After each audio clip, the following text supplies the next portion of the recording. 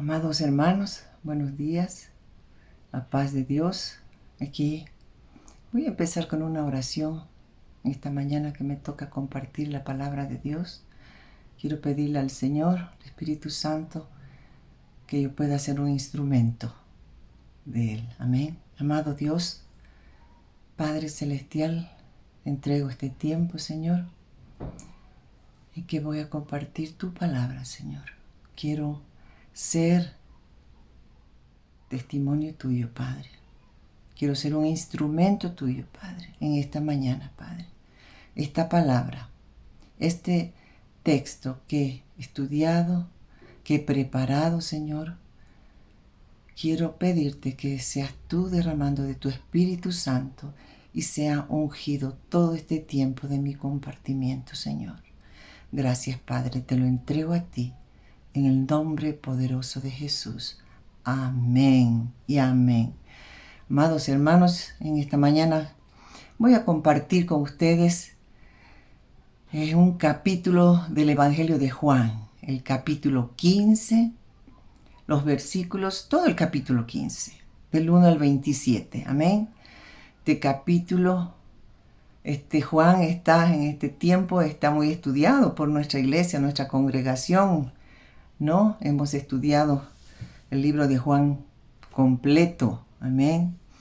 Y ahora quiero compartir el capítulo 15, un capítulo muy conocido. Amén. Pero he preparado este mensaje y le he puesto este título: Permanecer en Cristo garantiza los frutos. Amén. Voy a leer Juan 15 del 1 al 27. Y dice así: Yo soy la vid verdadera y mi Padre es el labrador. Todo pámpano que en mí no lleva fruto, lo quitará, y todo aquel que lleva fruto, lo limpiará para que lleve más fruto. Ya vosotros estáis limpios por la palabra que os he hablado. Permaneced en mí y yo en vosotros. Como el pámpano no puede llevar fruto por sí mismo si no permanece en la vid, así tampoco vosotros si no permanecéis en mí. Yo soy la vid, vosotros los pámpanos. El que permanece en mí y yo en él, éste lleva mucho fruto, porque separados de mí nada podéis hacer. El que en mí no permanece será echado fuera como pámpano y se secará, y los recogen y los echan en el fuego y arden. Si permanecéis en mí y mis palabras permanecen en vosotros, pedid todo lo que queréis y os será hecho. En esto es glorificado mi Padre, en que llevéis mucho fruto y seáis así mis discípulos.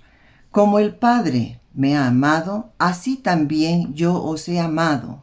Permaneced en mi amor. Si guardareis mis mandamientos, permaneceréis en mi amor, así como yo he guardado los mandamientos de mi Padre y permanezco en su amor. Estas cosas os he hablado para que mi gozo esté en vosotros y vuestro gozo sea cumplido. Este es mi mandamiento, que os améis unos a otros como yo os he amado. Nadie tiene mayor amor que este, que uno ponga su vida por sus amigos. Vosotros sois mis amigos si hacéis lo que yo os mando. Ya no os llamaré siervos, porque el siervo no sabe lo que hace su señor. Pero os he llamado amigos, porque todas las cosas que oí de mi Padre os las he dado a conocer.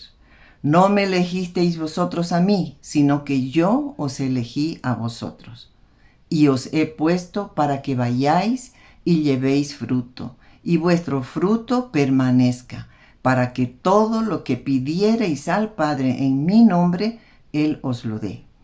Esto os mando, que os améis unos a otros. Si el mundo os aborrece, sabed que a mí me ha aborrecido antes que a vosotros. Si fuerais del mundo, el mundo amaría lo suyo, porque no sois del mundo, antes yo os elegí del mundo. Por eso el mundo os aborrece. Acordaos de la palabra que os he dicho, El siervo no es mayor que su Señor. Si a mí me han perseguido, también a vosotros os perseguirán. Si han guardado mi palabra, también guardarán la vuestra. Mas todo esto os harán por causa de mi nombre, porque no conocen al que me ha enviado. Si yo no hubiera venido ni les hubiera hablado, no tendrían pecado, pero ahora no tienen excusa por su pecado. El que me aborrece a mí, también a mi Padre aborrece. Si yo hubiese hecho entre ellos obras que ningún otro ha hecho, no tendrían pecado, pero ahora han visto y han aborrecido a mí y a mi Padre. Pero esto es para que se cumpla la palabra que está escrita en la ley: sin causa me aborrecieron. Pero cuando venga el Consolador, a quien yo os enviare del Padre, el Espíritu de verdad, el cual procede del Padre, Él dará testimonio acerca de mí. Y vosotros daréis testimonio también, porque habéis estado conmigo desde el principio. Amén. Esa es la palabra de Dios. Este es el capítulo 15 de Juan. Ahora voy a desarrollar mi tema que he preparado, hermanos y hermanas. Dice, la vid es una figura de Jesús. Eso vemos en el versículo 1 y 2. Es la figura de Jesús. La vid es figura de Israel. También vemos esa figura que es Israel. Vemos en Isaías 5:7. Dice, ciertamente la viña de Jehová de los ejércitos es la casa de Israel. El pámpano es figura del creyente fructífero. Versículo 5. No, esto no era nuevo para los discípulos, pues el cultivo de la vid era una de las ocupaciones comunes entre ellos allá en Palestina en aquellos tiempos. Era conocido como un emblema de su país también. Sobre el templo de Herodes había una decoración simbólica de una gran vid dorada ahí en el templo. También sus monedas tenían esa figura. También vemos esa figura en Isaías para mostrar cómo Israel había desilusionado a Dios por su esterilidad. Todas estas referencias, todas estaban lejos de ser verdaderas, hasta que vino la vid verdadera que es Jesús. Aquel Jesús es el fruto que Israel no había dado. Alabado sea su nombre. El capítulo 15 es la base de nuestra vida cristiana. Es un capítulo muy leído, muy estudiado, muy enseñado, estudiado. Y parece que lo vamos a repetir.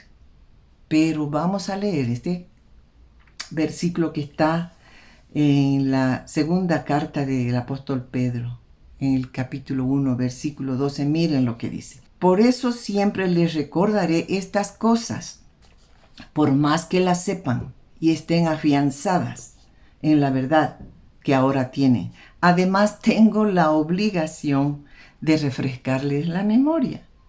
Entonces debemos, eso dice el apóstol Pedro en su segunda carta. Entonces, él se sentía con la obligación de hablarles lo mismo, de repetir las mismas cosas, porque así sacamos más enseñanzas. Cada vez el Señor nos muestra cosas nuevas, increíble. Esto para mí fue una gran bendición cuando lo preparé. Es increíble cómo el Señor Él quiere que seamos, que realmente seamos como a Él le agrada. Entonces, en este capítulo yo pienso que vamos a ser renovados, reedificados, reanimados, reavivados y reanimados, o sea, reafirmados en nuestra fe. Amén. Este pasaje lo he dividido en tres partes, o sea, tres relaciones. La primera relación es con Jesús. La segunda relación es de los creyentes entre ellos, los creyentes nosotros entre nosotros. Y la tercera relación de los creyentes con el mundo. Voy a la primera relación. Esto lo tenemos en este capítulo 15, los primeros 11 versículos, del 1 al 11. esta primera relación es la primera y la más importante que los discípulos deberían tener con Jesús. Y es la más importante para nosotros que debemos tener con nuestro Señor. Es la más importante porque tenemos que tener esa relación estrecha con nuestro Señor. Y aquí vamos a ver cómo tener esa relación estrecha. Dice, yo soy la vid verdadera, el versículo 1. La palabra verdadera quiere decir genuino o real.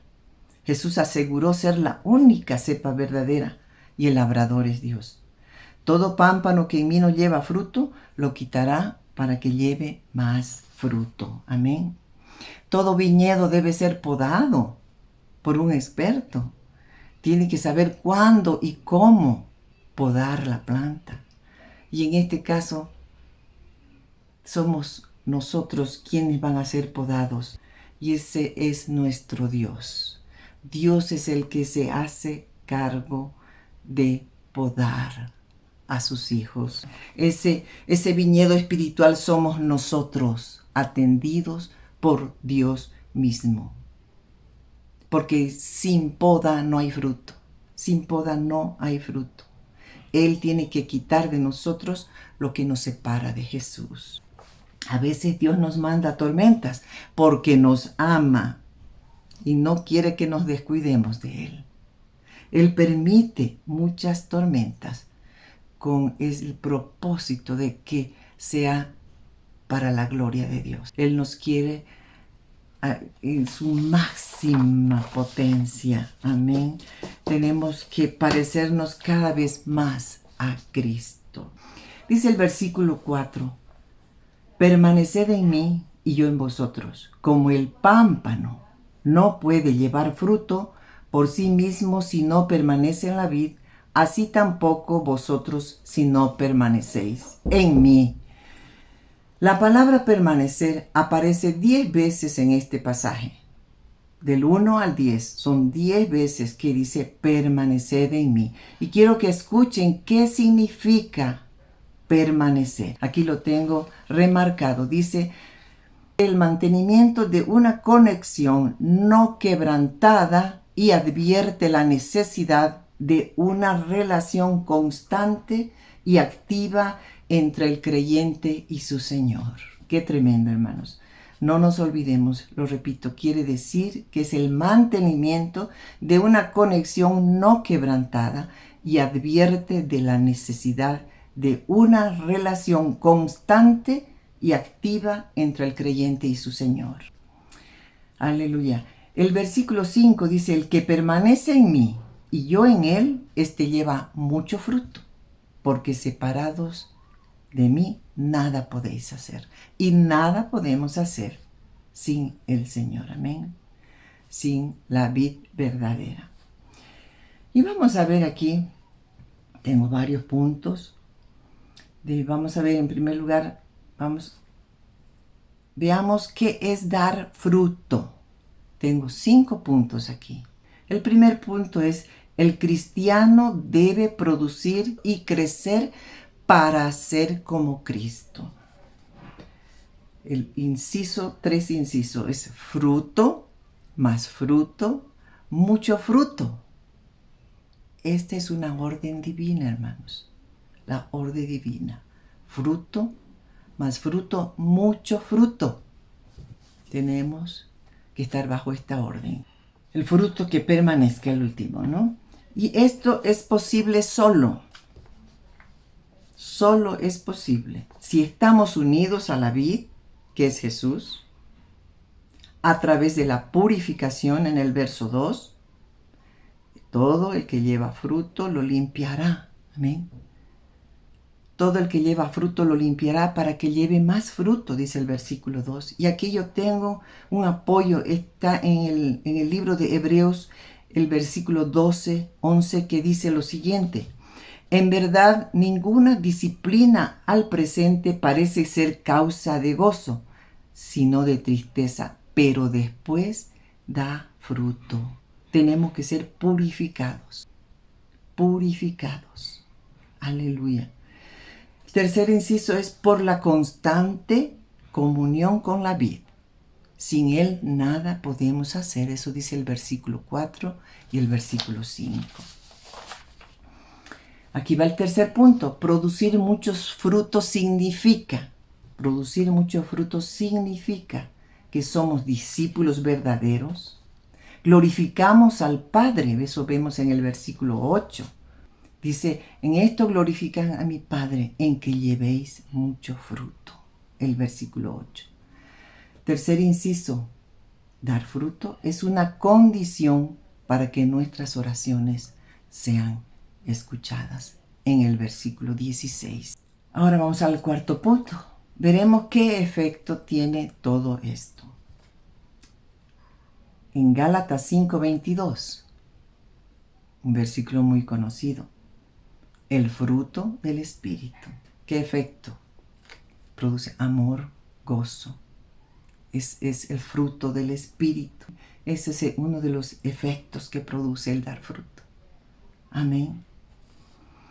Después viene la santificación y vida eterna. Santificación. En Romanos 6:22 dice, mas ahora que habéis sido libertados y hechos siervos de Dios, tenéis por vuestro fruto la santificación y como fin la vida eterna. Qué hermoso, hermanos. Y como último punto, el número 5, vamos a ver la recompensa. La recompensa dice, gran gozo. Una de las recompensas, gran gozo aquí en la tierra, gran gozo aquí en la tierra. Verso 11 dice, estas cosas os he hablado para que mi gozo esté en vosotros y vuestro gozo sea cumplido. Cuando damos fruto, ¿cómo no nos vamos a gozar? Porque nos sentimos con esa paz. Sabemos que hemos tenido comunión con el Señor. Hemos estado permaneciendo en Él. Amén. ¿Cómo no vamos a tener gozo? Aquí dice el verso 11 de este capítulo. Estas cosas os he hablado para que mi gozo esté en vosotros y vuestro gozo sea cumplido. Ahora otra recompensa. Un galardón en los cielos. Un galardón en los cielos. Amén. Lucas 6:23 dice, gozaos en aquel día y alegraos, porque he aquí vuestro galardón es grande en los cielos. Aleluya. Aleluya. Amén. Aleluya. Todos estos puntos son consecuencias de dar fruto. Son consecuencias de estar insertados en esa vid verdadera. Estar permaneciendo, teniendo una permanencia activa, constante en Él, amén. Constante. Entonces, aquí acaba mi primera relación, hermanos. Ahora, mis hermanos, vamos a la segunda relación. Los creyentes entre ellos, o sea, entre nosotros mismos. Amén. Eso está en Juan 15, del 12 al 17. En la primera relación, Jesús muestra, la primera parte es la más importante. La primera relación era muy esencial, muy importante. Y ahora nos va a mostrar esta segunda, de cómo nos debemos de tratar. Cómo se debe tratar el uno al otro, amén. Esas relaciones entre nosotros, como deberían ser entre los discípulos, ahora es entre nosotros, amén. Las diferencias de temperamento entre ellos, los celos, las posiciones que deberían tomar en el reino de los cielos, en el reino venidero. Dice aquí en Marcos, vamos a ver este pasaje de los hijos de Zebedeo, Marcos 10, 35 al 45. Habla sobre los hijos de Zebedeo, de Jacobo y Juan. Miren lo que le pidieron a Jesús. Jesús, concédenos que en tu gloria nos sentemos el uno a la derecha y el otro a la izquierda. Vemos en el versículo 41 cómo cuando lo oyeron los otros discípulos comenzaron a enojarse contra Jacobo y Juan. Esas diferencias, esos celos, cuántas dificultades, cuántas diferencias de caracteres habrían, cuántas diferencias hay entre nosotros. Pero aquí todo eso podía ser, digamos, podía perjudicarles en su trabajo a los discípulos, como a nosotros también nos puede perjudicar, amados hermanos. Entonces Jesús aquí nos da un mandamiento. Amén. Vamos a ver el verso 12. Que os améis unos a otros, como yo os he amado. Amén. Es el mandamiento que el Señor nos da.